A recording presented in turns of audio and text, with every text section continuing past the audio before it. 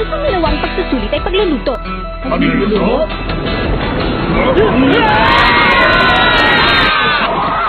Sa edad na 21, dahil sa pagiging henyo, si Mench, ang pinakabata at naging pinakamagaling na gourmet hunter. Masyado siyang sumpungin at malupit. Dahil sa katakawan niya, ang lahat ng pagkain sa buong mundo ay natikman na niya. Pero hindi pa rin niya nalilimutan ang lasa ng mga ito. Ang masasabi ko lang sa inyo ay mag-ingat kayo sa lahat ng inyong gagawin. Ang susunod na pagsusulit, ang o-order ko sa inyo ay sushi! Ulitin na yan! Kaparehin mo siya! Ulitin! Ulitin! Ulitin! Kaparehin mo muna ha!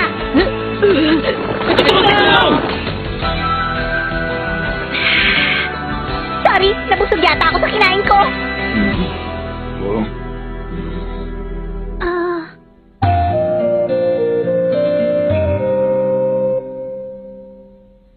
Pwede yun na. Seryoso ba siya? Huwag niyo sabing ibabagsak niya tayong lahat.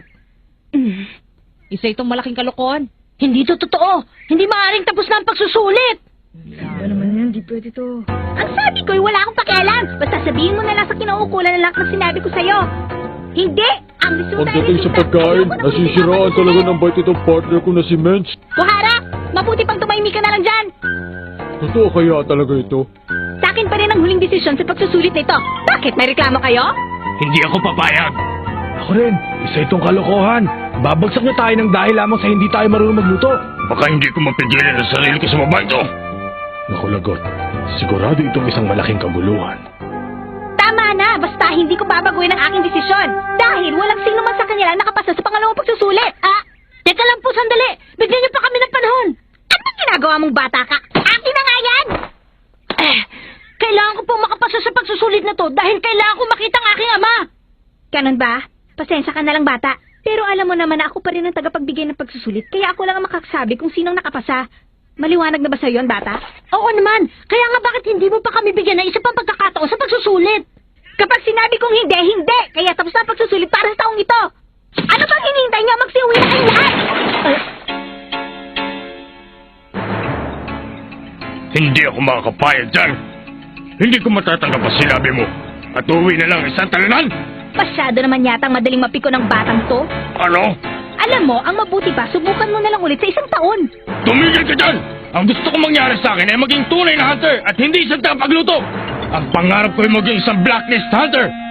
Gusto kong malaman mo na hindi ko matatanggap ang desisyon ng isang hamak na gourmet hunter na katulad mo. Hamak na gourmet hunter na tulad ko? Oo, tama ka. Paano ka naging hunter? Ang alam mo lang ay kumain at humiga. Sabihin mo nga! Hindi ba't ang taong yun ay... Ang number 255, siya ang wrestler na si Todo.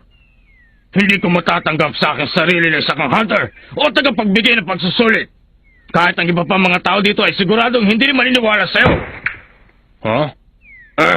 Malis ka dyan, Buhara. Pabayaan mo ako magpatahimik sa kanya. Ako na lang. Nang sa gayon ay kaunting buto lamang madudurog sa bubuit na yan. Kasi pag ikaw, baka lutuin mo pa yan eh. Lutuin? Talaga? Pwede mo bang ipakita sa amin yung sinasabi ng pagluluto? Hay nako, ito na nga bang sinasabi ko kaya ayaw ko sa mga baguhan. Pagbibigyan kita. Number 255, ipapakita ko sa'yo kung anong magagawa ng isang gourmet hunter. Siguradong maintindihan mo ako. Panoorin niyo ang mabuti ang gagawin ko dahil ito na ang handog ko para sa inyong pagpapaalam. Maghihintay lamang kayo sa loob ng isang oras. Isang oras?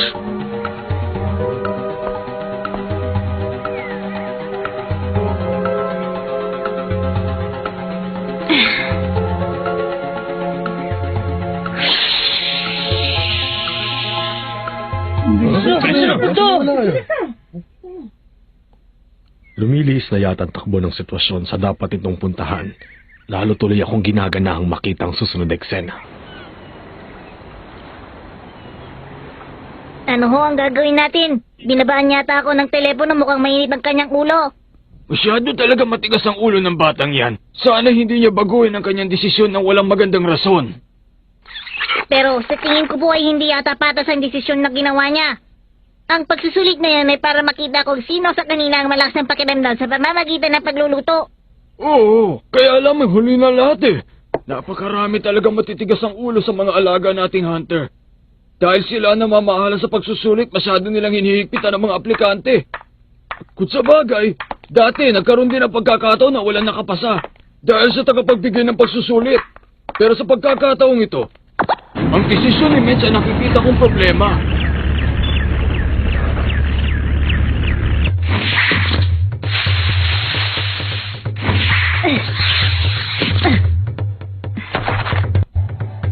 Sariwang-sariwa pa ito. Ah?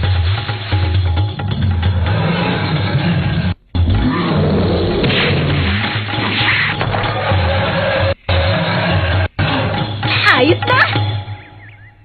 Tingnan nyo, hindi ba malapit nang umabot sa 1 oras? Nandito na ako! Piniikot mo lang kami sa sinasabi mo. Tingnan mo nga ang sarili mo. Wala ka naman dala. Saan ka ba nakatingin mataba ka? Ito ang sinasabi ko sa inyo. Teka, ano yan? Lumot yan ah, pero hindi siya basta pangkaraniwan. Aba bata, ang galing mo naman. Alam mo kung ano to? Ano ka mo, lumot? Yan ay... Hindi ito isang ordinaryong lumot. Kapag tinadtad ito at ibinudbod sa mainit na kanin, sigurado kong magugustuhan yung lahat ng lasa. Ngayon, sino sa inyong mauunang tumikim? Ikaw? Iniinsulto mo ba ako? Bakit mo ko pakainin ng lumot? Ano ba akala mo sa akin? Ako na lang para walang away. Ngayon natin malalaman. Huwag, Gon! Baka magrevolusyon ang tiyan mo! Alam ni Gon kung kaya na kaya ng sikmura ang pagkain o hindi. Ano, pangit ba ang lasa? Huwag kang mayap. Pwede mo pang iluwa. Kung ganun, masarap. Hindi rin. Sabihin mo na kasi! Masarap ba yung kinakain mo? Hindi, sumagot ka! Wala pa kasi ako nalalasahan na tulad nito eh. Kaya ang masasabi ko na nga, kakaiba ang kanyang lasa. Hindi na ako nagtataka kung nalilito siya sa lasa. Dahil yan ay nakuha ko sa sungay ng isang malaking oso na matatagpuan lamang sa kabundukan ng Laro sa Latya ng Numere. Kakaunti na lamang sa lahi nilang natitira.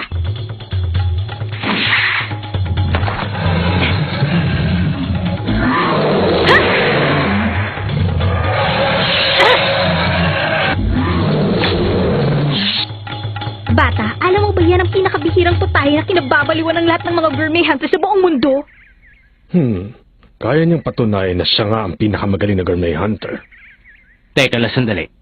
Ang sabi niya, pinuntahan niya yung Latyan. Hindi ba doon naubos ang halos kalahati ng mga aplikanteng kasabay natin? At hindi lang yun, nakabalik siya dito sa loob lamang ng 1 oras na wala man lang gasgas. Medyo mahusay siya ha. Ngayon, meron na ba kayong ideya tungkol sa mga gourmet hunter?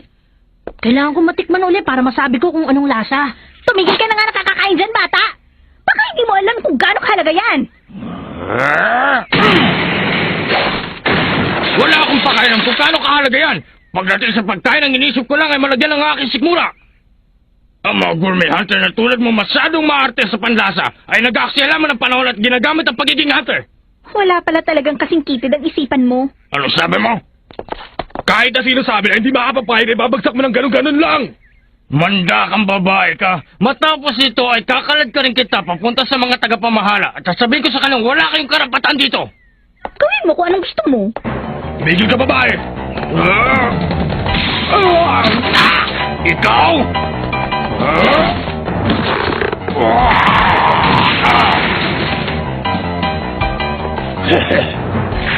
Itinatago ko palang lakas. Siguradong magiging masaya to. Kaya umanda ka. Buhara, huwag ka makialam dahil laban ko ito. Kung ganon...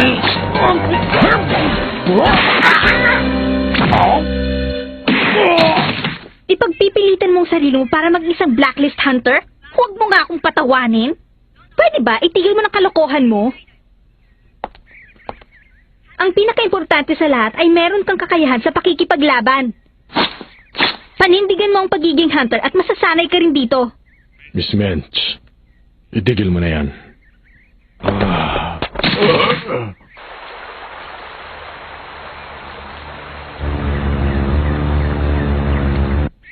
Sa ngayon ay nasisiguro kung wala na magdududa sa iyong kakayahan bilang tagapagbigay ng pagsusulit. Kaya lamang ay hindi na kita maintindihan. Alam kong wala akong karapatan na magsalita sa iyo tungkol sa pagsusulit, pero... Tumigil ka na nga dyan! Kahit sino pang makialam ay hindi ko na mababago ang desisyon ko sa pagsusulit na ito. Tignan mo, Hindi lamang simpleng lakas ng pangangatuan ang gusto kong makita sa binibigay kong pagsusulit sa kanila. Ang gusto kong malaman ay kung meron silang sapat na lakas na loob para humarap sa kahit na anong kalaban. Pero Miss Mensch, masyado ko naman yata mahigpit kung wala kayo papasa sa kanila ni isa. Ha? Ayun, yun. Tingnan mo nga naman. Iyan ay Ang simbolo ng Hunter Association, oh. ang tagapagbigay ng hatol. Ha?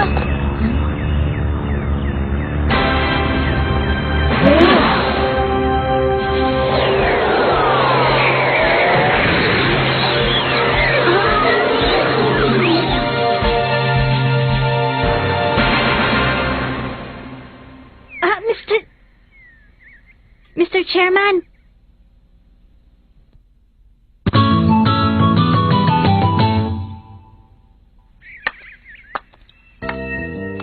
Siguradong pagtutol ang dahilan ng pagpunta niya dito. Teka, sino naman yung matandang yan? Tinawag siya ni Mesh na Mr. Chairman. Ibig sabihin, napakataas naman ng tinalon niya. Ibang klase. Tama ka. Napakatibay ng buto niya sa binti. Matagal na panahon na rin, Chairman Netero. Siya ba? Mr. Chairman ng Hunter Association. Siya ang pinakamakapangyarihang tao sa lupuan ng Hunter exam. Talaga siyang pinakamagaling. Nakita mo naman, hindi ba? Ako ang pinakamataas sa lahat ng miyembro ng Hunter Association. Ako ang namamahala kapag gumugulo na ang sitwasyon, katulad ngayon. Hindi ba binibining... Ha? Opo. Tingnan niyo mabuti. Mukhang kinakabahan ngayon si Mensch. Patunay lamang na importante talagang taong yan. Sa madaling salita, ang matandang yan ang magiging tagapagtanggol ng mga aplikante.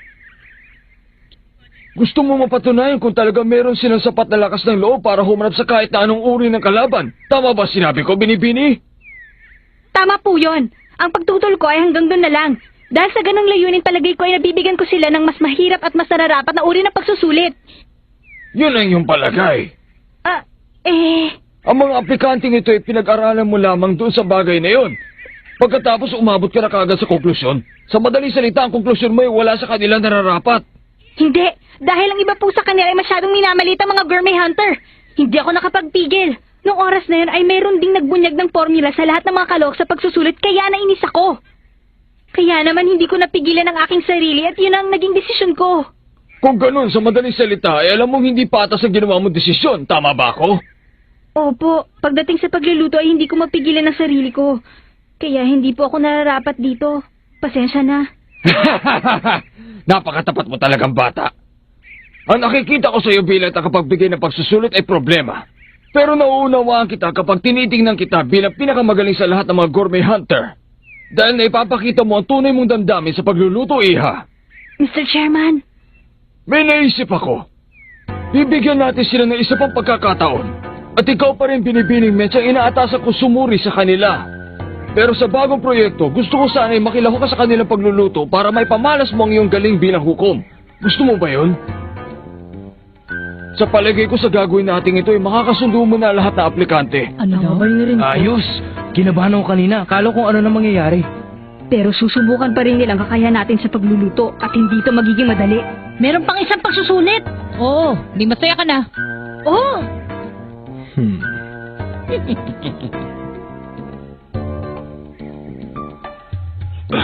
Mabuti na lang dumating ang matanda. Ngayon, anong ibibigay mo pagsusulit?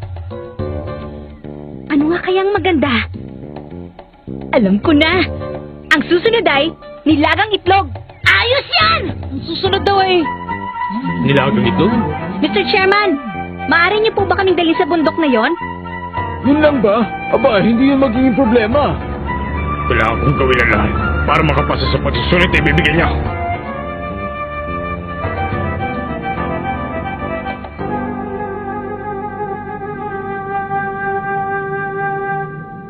Nandito na tayo!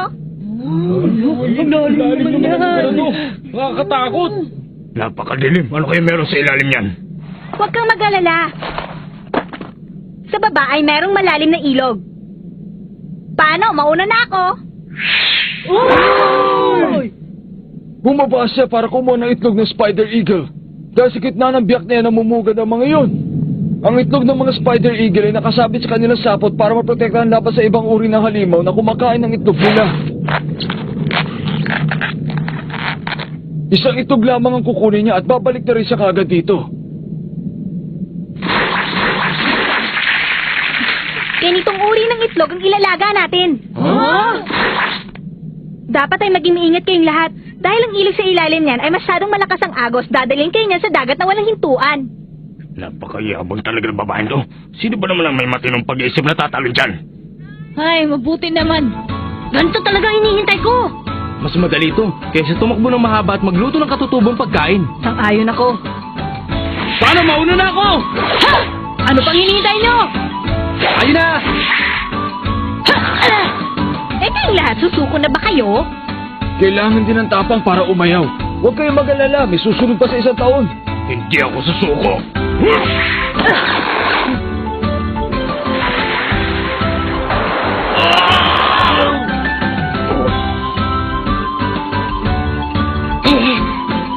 Ah! Sa akin ito, bata. Ano yun? Ha? Yung mga spider eagle! Ah! Tulungan niyo ako! Ha?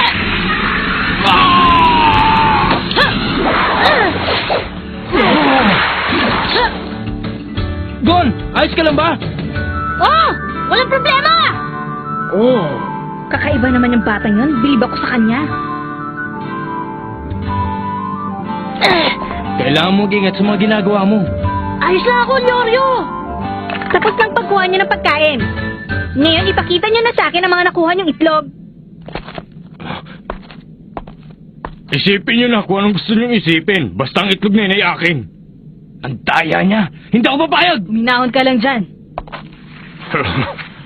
Ha? Asa na? Eto lang ang itlog ko! Ha? Paano mong nakuha yan? Magaling! Napakahusay mo talagang bata ka.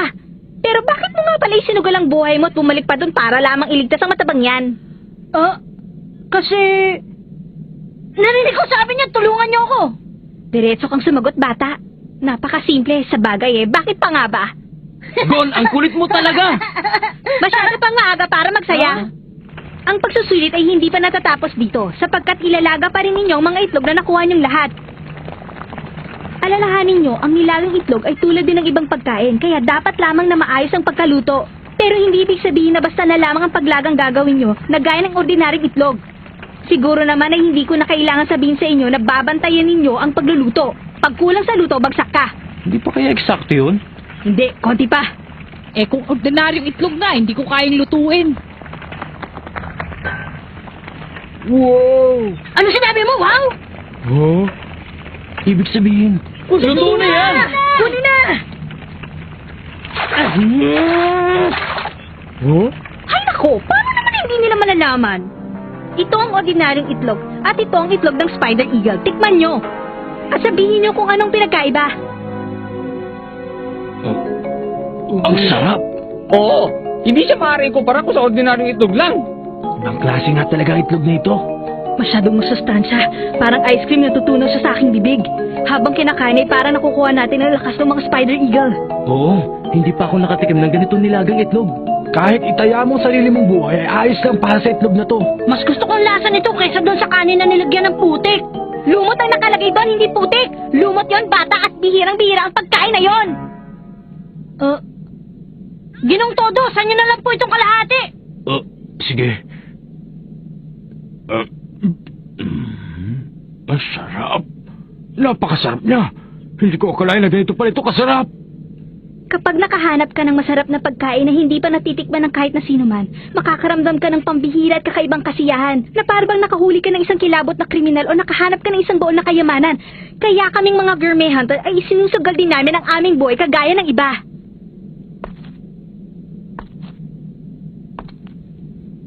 Babalik ako sa isang taon. Ang galing mo naman!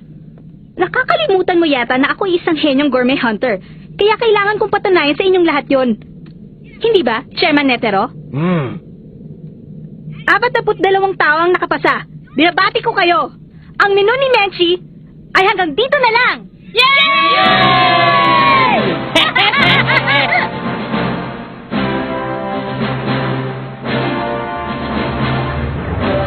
Mabuti naman at natapos na rin ang pangalawang pagsusulit. Salamat sa iyo, Chairman. Sa pagkakataong ito, marami ako nagugustuhan sa mga baguhan. Nasasabik na po ako. Ako rin. Ito na simula ng totoong pagsusulit. Ilan kaya sa mga aplikante ito matitira? Hindi na talaga ako makapaghintay.